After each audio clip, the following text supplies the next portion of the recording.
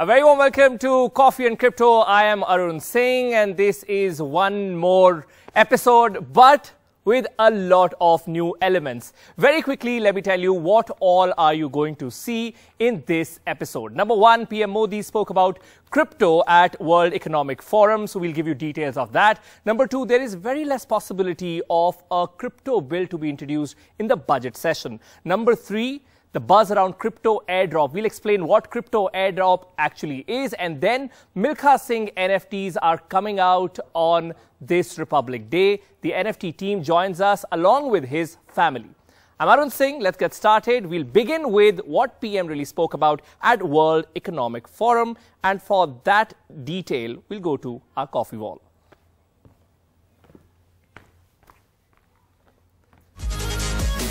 Talking about crypto at WEF Summit, PM Modi said a global effort is needed. There was focus on collective effort in his speech. He said, decision taken by a single country will be insufficient to deal with its challenges. Cryptocurrency is an example of challenges we are facing as a global family. Now remember, he's made this point time and again about how there has to be a global collaborative effort when we talk about cryptocurrency or deal with it. Now he said every nation, every global agency needs to have collective and synchronized action. But back home, what happens to the crypto bill that was expected to be tabled in the winter session? Well, there were reports of it being introduced in the budget session, but as per government sources, it is unlikely to be introduced in the budget session. So all those details also on your screen. Decision on bill's final structure is likely to come after polls. This is as per government sources. Prime Minister Narendra Modi wants global deliberations on crypto regulations, as we also spoke about this, explaining the WEF comments. Then delay is unlikely to provide more clarity on taxation of crypto income in India is also what our sources tell us. Now we'll break this open to a discussion with our experts. Joining us, Sharat Chandra, VP Research and Strategy, Earth ID, a global decentralized identity management platform. Then we have Prasanna Lohar, also Chief Innovation Officer, DCB Bank, and founder of India Blockchain Forum. A very warm welcome to both of you. My first question to Sharat. Now, what is your interpretation of global deliberations on crypto regulations? Because we keep hearing our Prime Minister or other experts talking about this.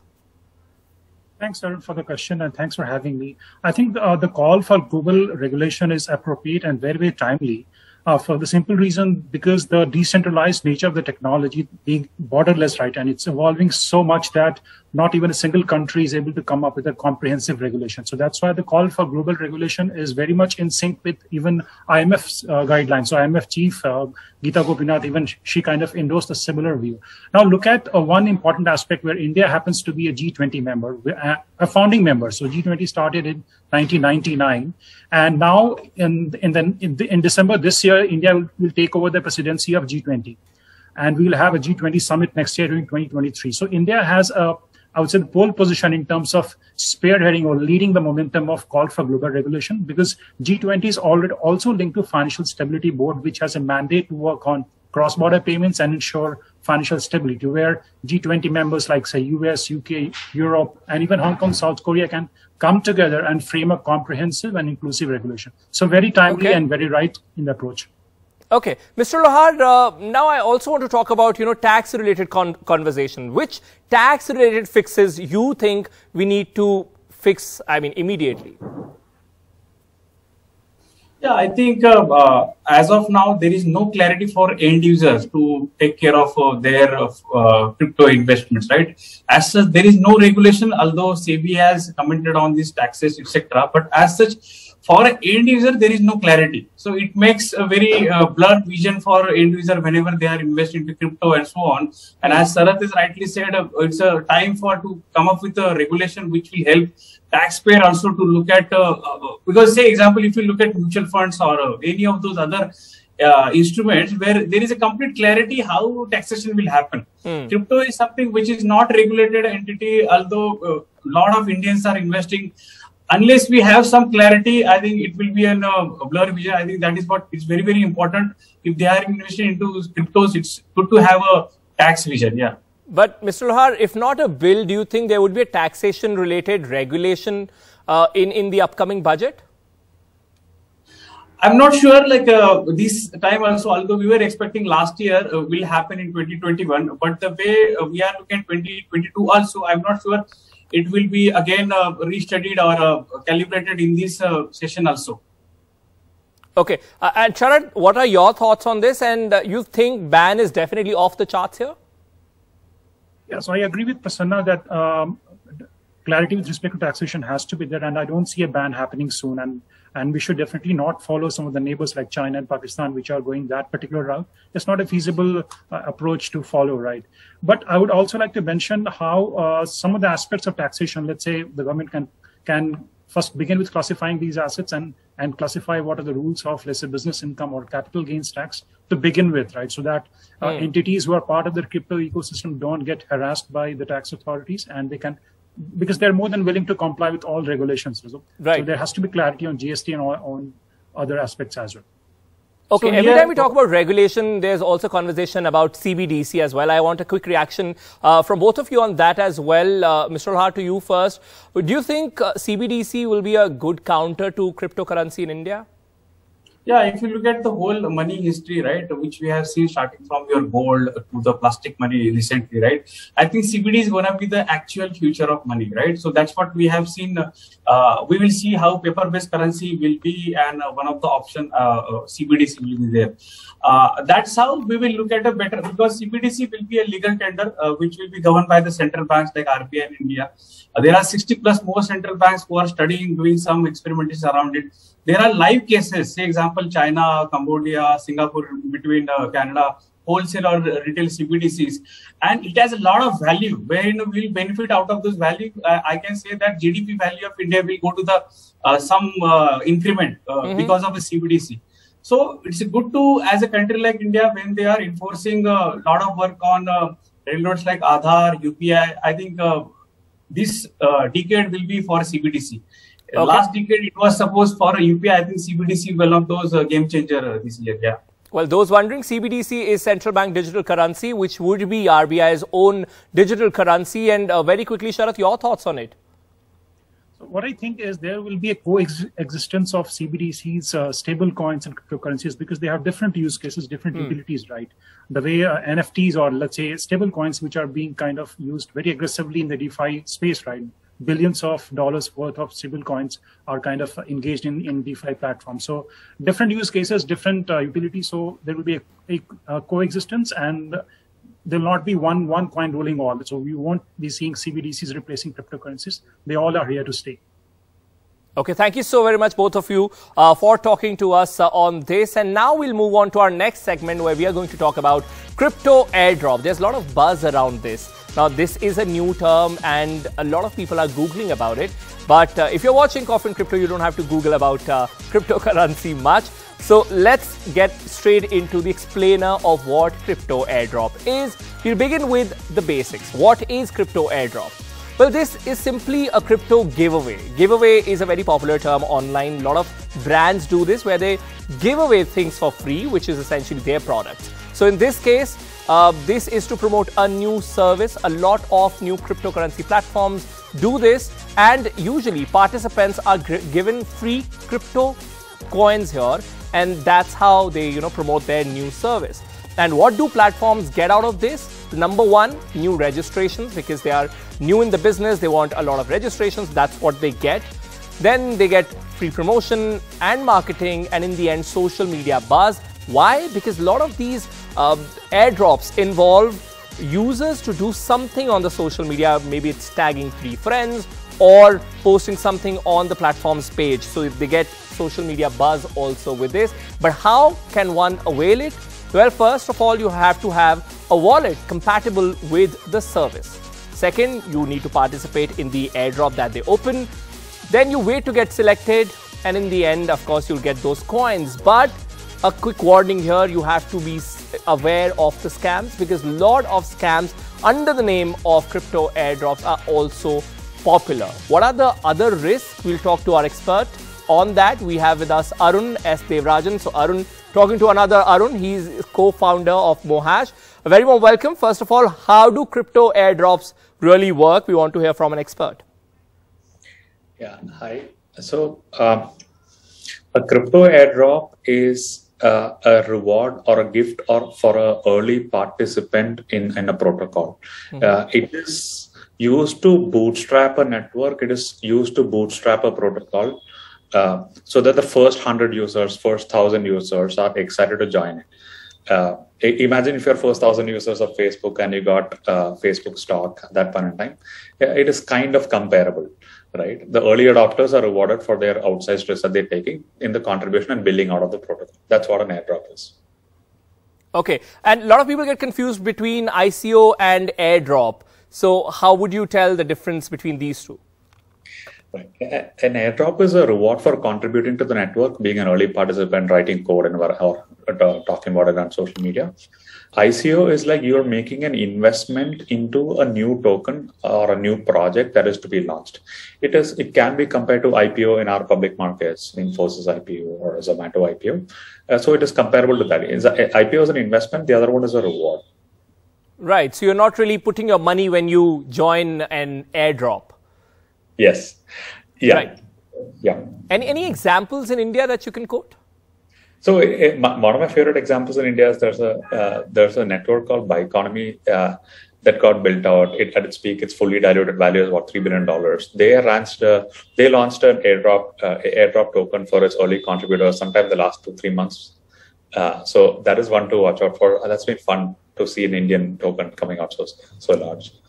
Right. Are there any risks also? Of course, we mentioned 1 year. There are a lot of scams under the name of crypto airdrop also, which are, in circulation. But any other risks or maybe any tip that you want to give to a user who is going for a crypto airdrop?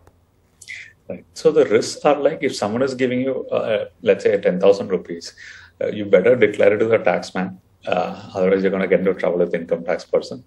Those are the financial risks. Since you're not putting your own money, you're not taking incremental financial risk. Now, if you want to be eligible for an airdrop, what will be exciting is like if you are participating in new ideas that are being explored, you're contributing to them in the form of code, in the form of promotions and marketing, in a way that is consistent with what you enjoy in the world. That is a great way for you to earn a lot of airdrops on a variety of protocols. Okay, thank you so very much for joining us on the show, Arun, and you have a great name, by the way. But now it's time for us to take a break. Well, that pun was because I'm Arun. So after the break, if you are an NFT enthusiast, you have something really exciting coming up. And also, if you love sport, then also you shouldn't miss this segment because we are talking about Milkha Singh's NFT, the legendary Milkha Singh's NFT. Don't go anywhere. Keep watching Coffee and Crypto.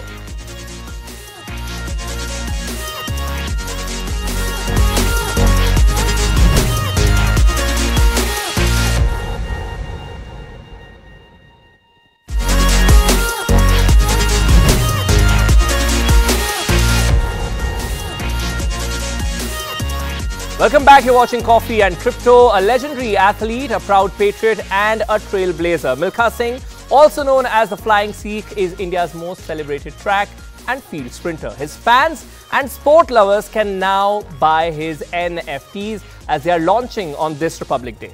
Altius, collaborating with Polygon, is coming up with this. Milka Singhs Son, Jeev Milkha Singh, joins us today. Along with him, Anurag Lakhotia, co-founder Altius DAO, Sandeep Nailwal, co-founder and COO Polygon. A very warm welcome to each one of you. First question to Jeev, of course. You're a celebrated golfer, you're a sports lover. Where did this thought really come from, and what are the memories that you want his fans to live with?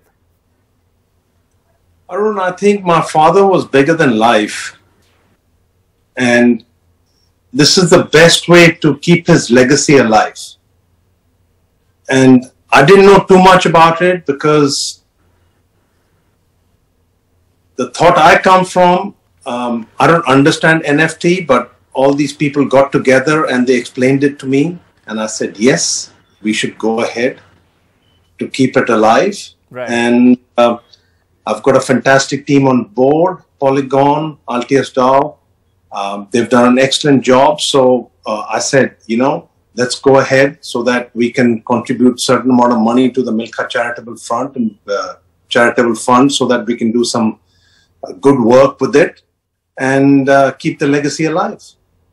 Great. As far as the Altius platform is concerned, so Anurag, question for you now. Talk about the collection. There are multiple, I think, levels of it that you can really enroll to, and there is a physical aspect also linked to it. Can you talk about that? Yeah. First of all, extremely proud, extremely glad and happy to bring in the Milkha Singhs NFT. Being a sports community, it could not have been any better than bringing in Milkha Singhs NFT collection on the Republic Day. So yeah, so basically the NFT is divided into 4 major categories: the super rare collection, the rare collection, then there is a champions collection and the sprinter collection. The super rare collection comes with exclusive golfing experience, which is basically playing golf with the superstar Milkha Singh at the top-notch golfing courses across the globe.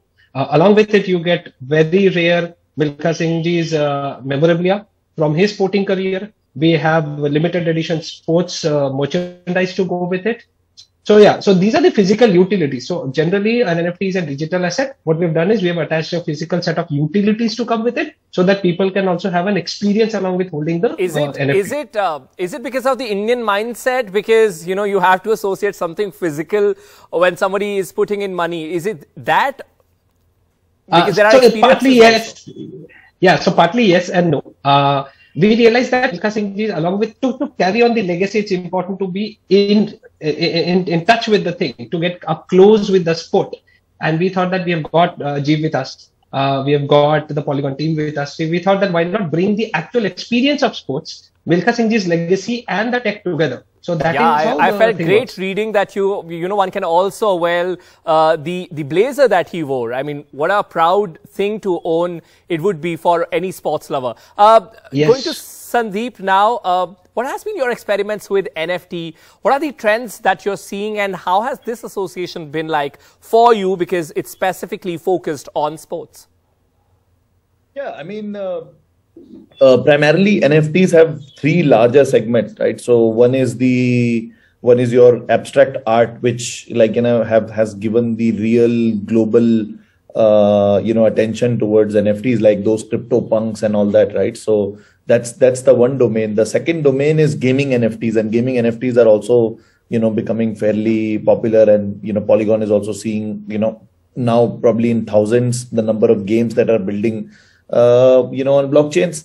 But then the third segment is the brands, the celebrities, and, you know, the loyalty and engagement segment. And I think that's still fairly untapped segment globally in terms of NFTs. And ideally, if you see the traditional world, how traditional world is set up, this segment should be the second largest segment after gaming, at least. Right. And you know, that's where we are seeing that, you know, yesterday only Adidas announced that they are also doing NFTs and you know, doing these NFTs with Altius DAO and, you know, legends like, Honorable Milkha Singh ji. So, I mean, we are seeing more and more of this happening on cricket. People are doing NFTs. Sometime back, another team, Collection, had done a Yuvraj Singh NFT. And all those things. So, and people are also, you know, kind of experimenting with this, especially when it's related to the celebrities and brands and these things. People are, you know, kind of trying to create these phygital NFTs, which has a NFT digital part of this, but also has a physical part of it, like physical part of the engagement into it. Like, you know, for example, Yuvraj Singh's NFT, it's like whoever wins that or takes that NFT that gets to play with Yuvraj those 6 balls where he hits for the 6 sixes. And I think in this one also there is one experience to play golf with Jeev as well. Jeev, are you excited for that? Yes, I am. You know, I would love to play a round of golf with the person who's done this, contributed for the legacy to carry on. Okay. I would love to do that and have a round of golf in maybe the UK, Chandigarh or Delhi. Right. Anurag, last quick question to you. So how can one really access it? And I believe there would be a bidding. What would be the base price? So yeah, so we are doing a round of airdrop, which we recently discussed, right? So that is the free airdrop which is being done directly to the wallet, and the super rare, rare and champion collection that will go live on 26th of January. And there'll be a website, the Milka Singhs curated website that we have created, so a person can go there. You can connect your crypto wallet onto it, and then immediately the entire store opens up for you to go and buy. Now the super rare and rare collection come in a bid format. It will be an auction-based thing, which with a base price. The base price will be, I think, maybe 3-4 to start with, and then it goes up as the bid increases. The champion collection will be a fixed price, which a person can directly go and buy at that price. So it's a crypto wallet. You have your crypto wallet live. Go on to the website. It immediately connects and works. Okay, thank you so very much, gentlemen, for talking to us on this segment. With this, we come to an end of this show, but Coffin Crypto will be back next Friday at 6:30 p.m. on NDTV 24/7. This is Arun Singh signing off.